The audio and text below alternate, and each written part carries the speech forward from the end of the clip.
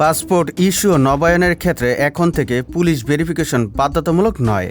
মঙ্গলবার ৪ ফেব্রুয়ারি এ তথ্য জানা যায় স্বরাষ্ট্র মন্ত্রণালয়ের এক সূত্রে। পাসপোর্টের ক্ষেত্রে জাতীয় পরিচয়পত্র ও জন্ম নিবন্ধন পাসপোর্ট ইস্যুর মূল ভিত্তি ধরা হয়। এ দুটি সঠিক থাকলে পাসপোর্ট দেওয়ার ক্ষেত্রে কোনো বাধা থাকার কথা নয়। উপদেষ্টা পরিষদের সভায় এমন মতামত উঠে আসার পরই এ নিয়ে কাজ শুরু করে স্বরাষ্ট্র মন্ত্রণালয়ের সুরক্ষা সেবা বিভাগ। নাম প্রকাশে অনিচ্ছুক এক কর্মকর্তা জানান, এই বিষয়ে সবাই অনেকটা এগিয়ে গেছে। পরবর্তীকালে আরেকটি সভা অনুষ্ঠিত হওয়ার কথা রয়েছে। সভায় বেশিরভাগ প্রতিনিধি পাসপোর্টে ভেরিফিকেশন উঠানোর বিষয়ে মত দিয়েছেন।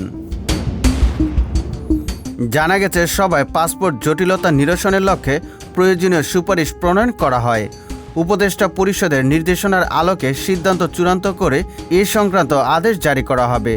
সভায় প্রধান উপদেষ্টার কার্যালয়, আইন, বিচার ও সংসদ বিষয়ক মন্ত্রণালয়, প্রবাসী কল্যাণ ও বৈদেশিক কর্মসংস্থান মন্ত্রণালয়, পুলিশের বিশেষ শাখাসহ অন্যান্য বিভাগের প্রতিনিধিরা উপস্থিত ছিলেন। সুজিত মণ্ডল, সবার কথা।